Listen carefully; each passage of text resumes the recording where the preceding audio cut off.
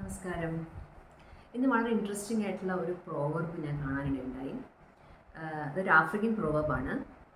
Until the lion learns how to write, the history will always glorify the Hunter.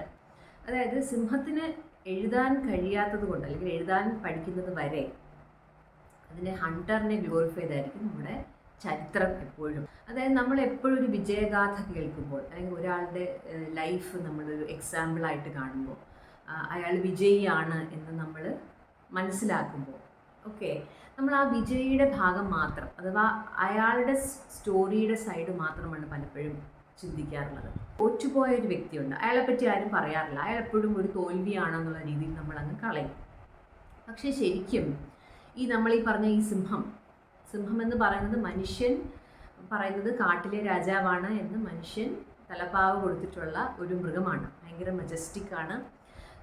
മനുഷ്യരുമായിട്ട് relatable ആയിട്ടുള്ള രീതിയിൽ അതിന് ഒരു family system ഉണ്ട്. അങ്ങനെ ഒരുപാട് ഗുണങ്ങളുള്ള പ്ലസ് ഒരു വളരെ സ്ട്രോങ് ആയിട്ടുള്ള ഒരു കാർണിവോറസ് ഫെറോഷ്യസ് ആനിമലാണ്. ആഫ്രിക്കയുടെ റേസിസം, കൊളോണിയലിസം, കളറുമായി ബന്ധപ്പെട്ട് അവർക്ക് ഫേസ് ചെയ്യേണ്ടി വന്നിട്ടുള്ള ഒരുപാട് ഇഷ്യൂസ്, ഇതൊക്കെ ബന്ധപ്പെട്ട് ഒരു നോവലിലാണ് ഇതിനെപ്പറ്റി, ഈ ഒരു പ്രോവർബിനെ പറ്റി പ്രതിപാദിച്ചിട്ടുള്ളത്. അപ്പോൾ അവർക്ക് നേരിടേണ്ടി വന്നിട്ടുള്ള ബുദ്ധിമുട്ടുകളെ ഹൈലൈറ്റ് ചെയ്ത് കാണിക്കുന്ന ഒരു പ്രോവർബാണ്. ഈ ലയൺ എന്ന് പറയുന്ന ആ മൃഗം തോൽക്കാൻ റെഡി ആയിട്ടുള്ള ഒരു മൃഗമല്ല, അത് നിന്ന് ഫൈറ്റ് ചെയ്യും. അപ്പോൾ അങ്ങനെ ഫൈറ്റ് ചെയ്തിരിക്കുന്ന ഒരു മൃഗത്തിനെ ഒരു ഹണ്ടർ ഒരു വെടിവെച്ച് തോൽപ്പിക്കുകയോ അല്ലെങ്കിൽ അമ്പ് എഴുതി തോൽപ്പിക്കുകയോ ചെയ്തിട്ട് ഞാൻ മഹാസംഭവമാണ് എന്ന് പറഞ്ഞു നടക്കുന്ന ഒരു കേസാണ് ഇവിടെ പറയുന്നത്. അപ്പം ഇത് നമ്മുടെ സാധാരണ ജീവിതത്തിലേക്ക് നമ്മൾ കൺസിഡർ ചെയ്യുവാണെങ്കിൽ, ഫോർ എക്സാമ്പിൾ നമ്മൾ കൊച്ചിലെ മുതൽ കേട്ട് വരുന്ന കഥയാണ് ആമയുടെ മുയലിൻ്റെയും കഥ, അല്ലേ? ഓട്ടപ്പന്തയം വെച്ചു, മുയൽ ഉറങ്ങിപ്പോയി, ആമ ജയിച്ചു, പന്തയം ജയിച്ചു.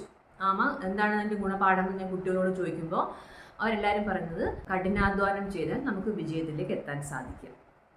Hard work is the step toward success. ഞാൻ അവരോട് ചോദിക്കും, ഈ കഥ കേട്ടിട്ട് ഈ ഒറ്റ ഗുണപാഠം, ഈ ഒറ്റ മോറലേ നിങ്ങൾക്ക് കിട്ടിയുള്ളൂ, ഈ ഒരൊറ്റ മെസ്സേജേ കിട്ടിയുള്ളൂ? ഏതൊരു സ്റ്റോറിക്കും ഒന്നിൽ കൂടുതൽ മോറൽസ് ഉണ്ട്, ഒന്നിൽ കൂടുതൽ മെസ്സേജസ് ഉണ്ട്. ഗുണപാഠം എന്നാണ്. അപ്പോൾ കുറേ ക്വാളിറ്റീസും ഗുണങ്ങളും അതിൽ പറയുന്നതാണ് ഈ ഫേബിൾസ് എന്ന് പറയുന്നത്. അപ്പം മറ്റെന്തെങ്കിലും ഉണ്ടോ എന്ന് ചിന്തിച്ച് നോക്കൂ. അതായത് ഉദാഹരണത്തിന് നമ്മൾ നോക്കുക, നമ്മുടെ ആമ ഇങ്ങനെ നടന്നു പോയപ്പോഴാണ് നമ്മുടെ മുയലിൽ മരത്തിൻ്റെ ചോട്ടിൽ കിടന്ന് ഉറങ്ങുന്നത് കണ്ടത്. അപ്പോൾ ആമ എന്താ ചെയ്തത്? മുയലിനെ വിളിച്ച് എണ്ണിപ്പിച്ചില്ല. റിയൽ സ്പോർട്സ്മാൻഷിപ്പ് അവിടെ കാണിച്ചോ എന്ന് ചോദിച്ചാൽ ഇല്ല. മുയലിനെ വിളിച്ചെണ്ണിപ്പിച്ചിട്ട് നമുക്ക് രണ്ടും കൂടെ നടക്കാമെന്നൊന്നും പറഞ്ഞില്ല. ആമ എന്താ വിചാരിച്ചത്? ആമ വിചാരിച്ചത് എനിക്കൊരു അവസരമാണ്, ഇതെനിക്ക് കിട്ടുന്ന ഒരു ഓപ്പർച്യൂണിറ്റിയാണ്. മുയലിടെ കിടന്നുറങ്ങിക്കോട്ടെ, ഞാൻ എൻ്റെ എയിമിലേക്ക് മുന്നോട്ട് തന്നെ പോയിക്കൊണ്ടിരിക്കും. എൻ്റെ ജേർണി ഞാൻ വഴി വെച്ച് നിർത്താനോ ഒന്ന് റെസ്റ്റ് എടുക്കാനോ ഉദ്ദേശിക്കുന്നില്ല. ആ കേസ് ഒരു ഹാർഡ് വർക്ക് തന്നെയാണ്, പക്ഷേ ഹി ഗോട്ട് ആൻ ഓപ്പർച്യൂണിറ്റി. നമുക്ക് ലൈഫിൽ എപ്പോഴും കിട്ടാത്തൊരു ഓപ്പർച്യൂണിറ്റിയാണ്. എന്താ കാര്യം എന്ന് വെച്ചാൽ, എല്ലാ പന്തയത്തിലും ഇപ്പോൾ നെക്സ്റ്റ് പന്തയം വെച്ചാൽ മുയൽ ഉറങ്ങൂല, മുയൽ എക്സ്ട്രാ കെയർഫുൾ ആയിരിക്കും, എക്സ്ട്രാ വിജിലൻ്റ് ആയിരിക്കും. അപ്പോൾ ഈ ഒരു അവസരത്തിൽ മാത്രമാണ് മുയൽ ഉറങ്ങിപ്പോയത്. അപ്പോൾ ഈ ഒരു ഓപ്പർച്യൂണിറ്റി ഞാൻ പോസിറ്റീവായിട്ട് എങ്ങനെ യൂട്ടിലൈസ് ചെയ്യണം എന്നാണ് ആമ അവിടെ കാണിച്ചത്. അത് ഒരു ഗുണപാഠം. ഇനി വേറെ ഗുണപാഠമുണ്ടോ ഒന്ന് ചിന്തിച്ച് നോക്കിക്കേ.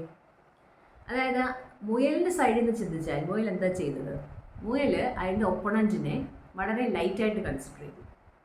അതായത് അവനെ കൊണ്ട് ഒരിക്കലും എന്നെ തോൽപ്പിക്കാനാവില്ല എന്ന ആ ഒരു വിശ്വാസത്തിലേക്ക് മുയൽ എത്തിപ്പോയി. അതുകൊണ്ടാണ് ഒരു മരം കണ്ടപ്പോൾ കുറച്ച് നേരം റെസ്റ്റ് എടുക്കാമെന്ന് വിചാരിച്ചത്. തന്നേക്കാൾ സ്ട്രോങ് ആയിട്ടുള്ള ഒരു ഒപ്പണൻ്റാണ് അപ്പുറത്തുള്ളത് എന്ന് മുയലിന് ഒരു ചിന്ത ഉണ്ടായിരുന്നെങ്കിൽ ഒരിക്കലും റെസ്റ്റ് എടുക്കത്തില്ലായിരുന്നു. കാരണം ആമയ്ക്കുണ്ട് മുയലിനെക്കാട്ടിലും ടയേർഡ്നെസ്, ക്ഷീണിച്ചു പോയിട്ടുണ്ട്. പക്ഷെ ആമ റെസ്റ്റ് എടുത്തില്ലല്ലോ. അപ്പോൾ തന്നെ ഒരിക്കലും തോൽപ്പിക്കാനാവില്ല എന്ന് പറഞ്ഞാൽ അതിൻ്റെ എതിരാളിയെ വളരെ ലൈറ്റായിട്ട് കണ്ടതുകൊണ്ടാണ്, ഓവർ കോൺഫിഡൻസ് വന്നതുകൊണ്ടാണ് അവിടെ അങ്ങനെ ഒരു അബദ്ധം മുയലിന് സംഭവിച്ചത്. എന്നാൽ അടുത്തൊരു പന്തയം വെച്ച് കഴിഞ്ഞാൽ ഒരിക്കലും മുയൽ ഉറങ്ങത്തുമില്ല, അങ്ങനെ സംഭവിക്കുകയില്ല.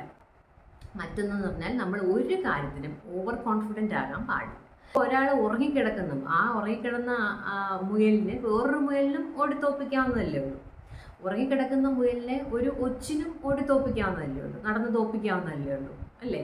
അപ്പം അതെന്ന് പറയുന്നത് നമ്മൾ അവിടെ ആ അവസരം മുതലെടുത്തു, ഓപ്പർച്യൂണിറ്റി. അപ്പം ഇതെന്ന് ഉദ്ദേശിക്കുന്നത് വെച്ചാൽ ഓപ്പർച്യൂണിറ്റി വിൽ നോട്ട് നോക്ക് അവർ ഡോഴ്സ് ട്വൈസ് എന്നൊരു ചൊല്ലുണ്ടല്ലോ. അതായത് നമുക്ക് കിട്ടുന്ന അവസരം ചില സമയത്ത് നമുക്ക് അപ്പം മാത്രമേ കിട്ടുകയുള്ളൂ. അതുകൊണ്ട് അതിനെ പോസിറ്റീവായി മാക്സിമം യൂട്ടിലൈസ് ചെയ്യുക. അപ്പോൾ ഇതിങ്ങനെ ഞാൻ പറഞ്ഞൊരു എക്സാമ്പിൾ പറഞ്ഞതാണ്. അതായത് എല്ലാ കഥയ്ക്കും പല വശങ്ങളുണ്ട്. എന്തായാലും ഒന്നിൽ കൂടുതൽ വശം എന്തായാലും ഉണ്ട്, അല്ലേ? നമ്മുടെ ലയണിൻ്റെ കാര്യം പറഞ്ഞതുപോലെ ലയൺ എന്ന് പറയുന്നത് ഒരു റിയൽ ഫൈറ്ററാണ്, റിയൽ ഹണ്ടറാണ് ബൈ നേച്ചർ. അപ്പം അതിൻ്റെ എതിരെ വരുന്ന എല്ലാവരെയും അത് ഫൈറ്റ് ചെയ്ത് തോൽപ്പിച്ചിട്ടുള്ളത്. പക്ഷെ അതൊന്നും ഹിസ്റ്ററി ആയിട്ടില്ല. കാരണം അതിന് എഴുതാൻ അറിഞ്ഞൂടാ, അല്ലെങ്കിൽ അതിനെ പൊക്കിക്കൊണ്ട് നടക്കാനായിട്ടൊരു ഹിസ്റ്റോറിയൻ അതിനില്ല. മനുഷ്യന് ആ കഴിവുണ്ട്. അതുകൊണ്ട് മനുഷ്യൻ അത് എഴുതി ഞാൻ എപ്പോഴും ഒരു വിജയിയാണ് എന്നുള്ള ഒരു ഇമേജാണ് നമുക്ക് കിട്ടിയത്.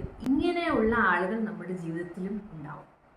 അതായത് ഞാൻ ഭയങ്കര സംഭവമാണ് എന്ന് സ്വയം പൊക്കി പറഞ്ഞ് നടക്കുന്നവരുണ്ടാകാം. അതല്ലെങ്കിൽ നമ്മൾ വിജയിയാണ് എന്ന് വിചാരിക്കുന്ന ആൾ ശരിക്കും വിജയിയാണോ? ചിലപ്പോൾ അയാൾക്ക് ഒരുപാട് പരാജയങ്ങൾ നേരിട്ടിട്ടുണ്ടാവാം. അപ്പോൾ ഇതൊന്നും കണ്ടിട്ട് നമ്മൾ ഞാനൊരു തോൽവിയാണല്ലോ, എന്നെ കൊണ്ടൊന്നും കൊള്ളില്ലല്ലോ, ഇങ്ങനെയുള്ള ചിന്തകളിലോട്ടൊന്നും പോകാൻ പാടില്ല. Every person's life story has a lot of fights to tell, a lot of fights that he has succeeded. ഒരുപാട് യുദ്ധങ്ങളും ബുദ്ധിമുട്ടുകളും ഒക്കെ ഓവർകം ചെയ്തിട്ടാണ് എല്ലാ മനുഷ്യരും ജീവിക്കുന്നത്. അത് നമുക്ക് ഒരാളുടെ വിജയം വേറൊരാളുടെ വിജയമായിട്ട് കമ്പയർ ചെയ്യാൻ പറ്റത്തില്ല. ഇപ്പോൾ തന്നെ ലയണിൻ്റെ കേസും ഹണ്ടറിൻ്റെ കേസും, ഈ ഹണ്ടറിന് ഒരു തോക്കോ ഒരു ബോ ആൻഡ് ആരോ ഇല്ലാതെ ഈ സിംഹത്തിന് നേരിടാൻ പറ്റത്തില്ല. കാരണം അവർ തുല്യശക്തരൊന്നുമല്ല. വെറും കൈയോടുകൂടി പോയൊരു സിംഹത്തിൻ്റെ മുമ്പിൽ നിന്ന് കഴിഞ്ഞാൽ ഉറപ്പായിട്ട് സിംഹമേ ജയിക്കുകയുള്ളൂ. അപ്പോൾ അവിടെ ടെക്നോളജിയും മറ്റ് ട്രിക്കുകളും ഉപയോഗിച്ചതുകൊണ്ടാണ് സിംഹത്തിനെ തോൽപ്പിക്കാനായത്. നമ്മളുടെ ജീവിതം നമുക്ക് ജീവിക്കാനുള്ളതാണ്. നമ്മൾ ഒരുപാട് ഫൈറ്റ്സ് നടത്തിയിട്ടുണ്ട്. അതെല്ലാവർക്കും അറിയണമെന്നില്ല. വേറൊരാൾ കേട്ട് കണ്ട് അറിഞ്ഞ് പ്രസിദ്ധിയിലെത്തിയ ഒരു വിജയം തന്നെ ആയിരിക്കാം.